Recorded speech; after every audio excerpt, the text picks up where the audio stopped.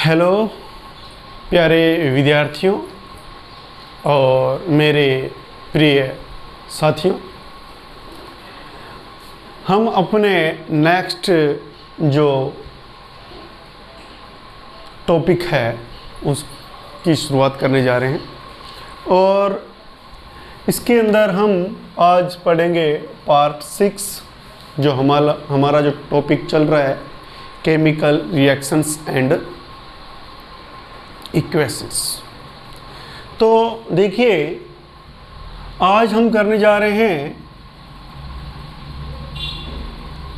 पहली रिएक्शंस संयोजन।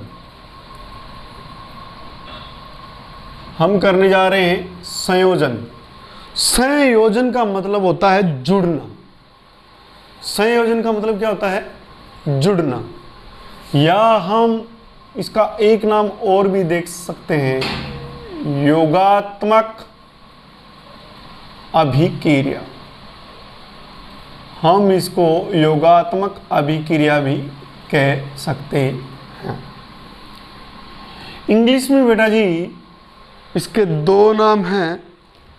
एक नाम है कॉम्बिनेशन और एक नाम है ऐड करना या एडिशन। एडिशन रिएक्शन, ये आपके इंग्लिश में इसको कहते हैं।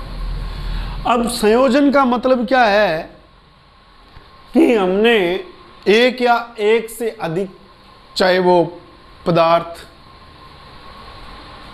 मिला के एक ही उत्पाद बनाए, तो इस प्रकार की जो अभिक्रिया होती है उसे हम संयोजन या योगात्मक, इंग्लिश में कॉम्बिनेशन या एडिशन रिएक्शंस कहते हैं। तो हम लेते हैं इसका एग्जाम्पल। उससे पहले इसकी थोड़ी सी हम डेफिनेशन ले लें कि जिसमें दो या दो से अधिक पदार्थ, और पदार्थों में आप चाहे अणु ले लो, चाहे यौगिक ले लो, ठीक है, से मिलकर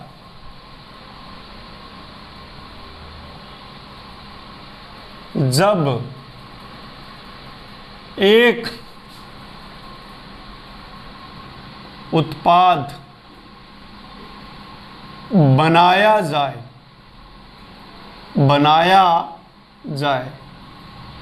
तो इस प्रकार की अभिक्रिया, या इंग्लिश में बोलते हैं इसको रिएक्शन, क्या कहलाती है?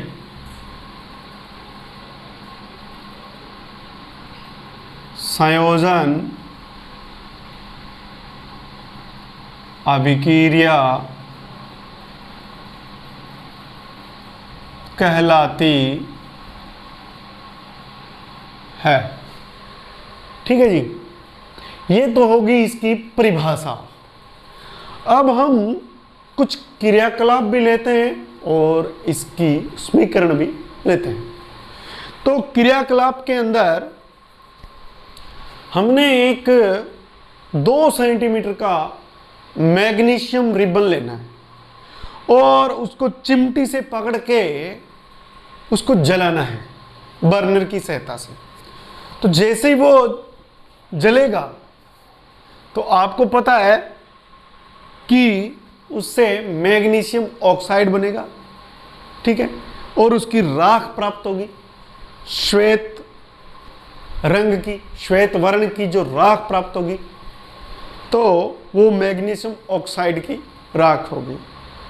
तो दो चीज हमने ली। अब हम इसको लिखित में लिखकर इसको एक्सप्लेनेशन करेंगे तो बेटर होगा। देखिए कि हमने लिया बेटा इसका एग्जाम्पल के रूप में हमने लिया मैग्नीशियम, साथ में ले ली ऑक्सीजन गैस।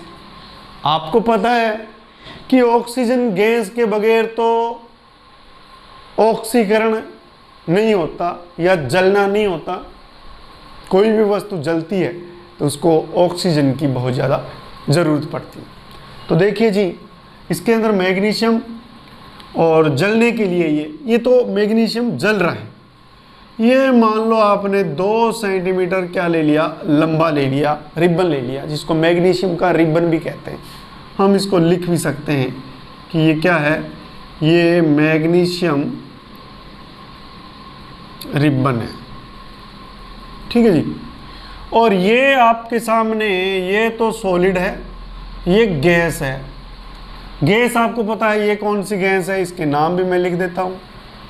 प्राणवायु जिसको बोलते हैं, ऑक्सीजन गैस है। और यहाँ पे एक क्वेश्चन कंपटीशन में पूछा जाता है, ऑक्सीजन की जो वायुमंडल में जो मात्रा है वो 21% है, 20.94 होती है या कितनी होती है, लेकिन इसको लगभग 21% माना गया। तो मैग्नीशियम और ऑक्सीजन 2 रिएक्टेंट है, इनके मिलने से क्या बना, मैग्नीशियम ऑक्साइड बना। इसका नाम है मैग्नीशियम ऑक्साइड।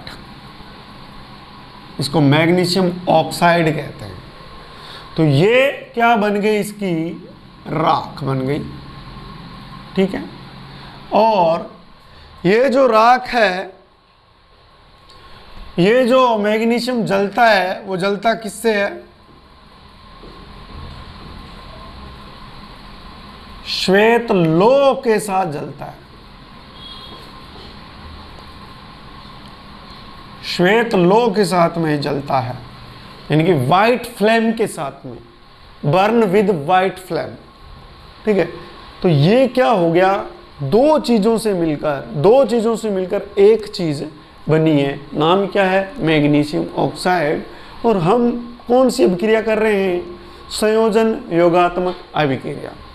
तो इसमें हमने लिखा भी है कि जिसमें 2 या 2 से अधिक पदार्थ हों, चाहे वो अणु हो, चाहे वो यौगिक हो या कोई अन्य तत्व हो, से मिलकर जब एक उत्पाद बनाया जाए तो इस प्रकार की रिएक्शंस क्या कहलाती है, संयोजन या योगात्मक, कॉम्बिनेशन या एडिशन रिएक्शंस कहलाती है। अब बात हम करते हैं कि बेटा जी कोई भी जो रिएक्शंस है, आपको बहुत सारी रिएक्शंस बताई जाएगी, तो क्या वो रिएक्शन संयोजन रिएक्शन ही है। ये जो रिएक्शन मैंने लिखी है, क्या ये अकेली संयोजन रिएक्शन को ही दर्शाती है, नहीं। एक रिएक्शंस के भी अलग अलग रूप होते हैं, जो हम आने वाले वीडियोज में आपको बताएंगे।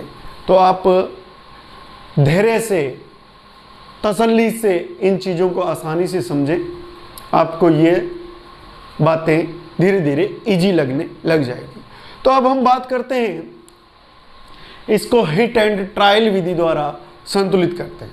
तो देखो यहाँ पे मैग्नीशियम 1 है, यहाँ पे भी मैग्नीशियम 1 है, लेकिन जब भी आपको संतुलित करना है तो सबसे पहले उन यानी कि परमाणुओं को या अणुओं को लो जिसके अंदर जिसकी संख्या ज़्यादा है। तो ऑक्सीजन की संख्या यहाँ पे ज़्यादा है, तो हम ऑक्सीजन को पहले संतुलित करते हैं। ऑक्सीजन यहाँ पे 2 और यहाँ पे ऑक्सीजन कितना है, इधर वाली साइड में 1। तो हम अगर इसके आगे 2 लगा दें तो ऑक्सीजन 2 हो गए और इधर भी ऑक्सीजन 2 हो गए, लेफ्ट और राइट साइड में 2 ऑक्सीजन हो गए। अब लेकिन आपने 2 ऑक्सीजन तो कर दिए, लेकिन मैग्नीशियम की संख्या भी कितनी होगी इसमें, 2।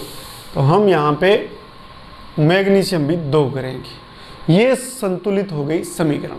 अब हम देखते हैं कि ये सॉलिड है, ये गैस है, और ये भी क्या होता है, सॉलिड ही होता है। तो अब इसके अंदर देखिए बेटा जी कि ये रिएक्शन संयोजन अभिक्रिया के साथ साथ में और कौन सी है, ऑक्सीकरण अभिक्रिया भी है। मैं यहाँ पे लिख सकता हूँ कि ये ऑक्सीकरण अभिक्रिया भी है। ऑक्सीकरण को बोलते हैं इंग्लिश में ऑक्सीडेशन, और एक नाम इसका उपचयन अभिक्रिया भी इसको हम कह सकते हैं। तो अब हम बात करते हैं इसमें कि एरो के इधर वाले ये हैं आपके पास में क्या, रिएक्टेंट। तो रिएक्टेंट कितने बेटा जी, यहाँ पे 3 रिएक्टेंट है। देखो आप, 2 मैग्नीशियम के, 1 ऑक्सीजन का, ठीक है। और प्रोडक्ट कितना बना, प्रोडक्ट भी 2 बने। कहने का मतलब 2 चीज़ों से, चीज़ें अलग अलग डिफरेंट, मैग्नीशियम और ऑक्सीजन है, इसके जलने से क्या बन गया, मैग्नीशियम ऑक्साइड। तो इस प्रकार जब एक पदार्थ बने तो इस प्रकार की अभिक्रिया को संयोजन अभिक्रिया कहते हैं। मुझे लगता है आपको समझ में आ गया है। अब और एक्सप्लेन करने के लिए हम इसके जैसा ही एक एग्जाम्पल और लेते हैं, बिल्कुल हूबहू इसके जैसा ही। तो हमने वादा किया था आपसे कि हम 2 एग्जाम्पल के द्वारा आपको समझाएंगे। तो नेक्स्ट एग्जाम्पल हम लेते हैं इसका, ये एग्जाम्पल नंबर 1 था, और अब हम लेते हैं एग्जाम्पल नंबर 2। तो एग्जाम्पल नंबर 2 को हम देखें, कार्बन या कोयला जब जलाते हैं तो एक गैस बनती है, उसका नाम बताइए, नाम बताइए आप। हाँ, आपने नाम बताया, ठीक है, कार्बन डाइऑक्साइड। तो देखिए, हमने सेकंड जो है कार्बन लिया, और कार्बन जो होता है वो होता है सॉलिड, और ऑक्सीजन की उपस्थिति में इसको जलाया तो ये बन गया कार्बन डाइऑक्साइड। समझ में आ गई बात आपको, ये कार्बन डाइऑक्साइड है। और आपको पता है कि कार्बन डाई जो ऑक्साइड है वो हमारे शरीर के अंदर जब हम खाना खाते हैं तो उसके दौरान भी कार्बन डाइऑक्साइड गैस बनती है। तो ले लीजिए, ये है आपके पास गैस कौन सी, ऑक्सीजन, ये गैस कौन सी है, कार्बन डाइऑक्साइड। हमने जी लिखा मतलब गैस, एस लिखा मतलब ये सॉलिड है। अगर मैं यहाँ पे ये भी लगा दूँ, ये भी लगा दूँ तो भी ये चलेगा। तो अब देखिए, कार्बन डाइऑक्साइड बनी, 2 चीज़ है यहाँ पे, एक कार्बन है, इसका हम नाम लिख देते हैं, इसको कार्बन कहेंगे, और इसको हम कहेंगे ऑक्सीजन गैस। ये ऑक्सीजन है, और इसका नाम क्या है बेटा, कार्बन डाइऑक्साइड, कार्बन डाइऑक्साइड। तो अब देखिए इसमें कि हमने 2 चीज़ ली, रिएक्टेंट कितने इसमें 2 है, और प्रोडक्ट कितना है इसमें 1 है। तो इस प्रकार से ये संयोजन अभिक्रिया है। अब ये भी क्या है, इसके साथ भी क्या जुड़ा है, ऑक्सीजन। और देखो, योगात्मक अभिक्रिया के साथ साथ में आपको ऑक्सीकरण अभिक्रिया के बारे में भी बताया जा रहा है। तो साथ में आप इस उदाहरण को ऑक्सीकरण अभिक्रिया के रूप में भी यूज कर सकते हो। तो ये कार्बन, एक हिसाब से देखें तो ये ऑक्सीडेशन रिएक्शन भी है, क्योंकि कार्बन का क्या हो रहा है, ऑक्सीकरण हो रहा है। और कार्बन का ऑक्सीकरण कौन सी गैस में हो रहा है, कार्बन डाइऑक्साइड गैस में हो रहा है। ठीक है, उम्मीद करता हूँ आपको ये बात समझ में आ गई। नेक्स्ट अब हम लेते हैं, यहाँ पे एक बात मेरे को और थोड़ी याद आ गई कि यहाँ पे जितने प्रोडक्ट का जो मास है रिएक्टेंट का, उतना ही प्रोडक्ट का मास होता है। तो मैंने पहले भी अपने वीडियो में बताया है, लो आपको याद यहाँ भी करवा देता हूँ कि कार्बन का परमाणु क्रमांक 6 है, तो इसका एटॉमिक जो वेट है, परमाणु जो भार है, वो 12 ग्राम है मान लेते हैं।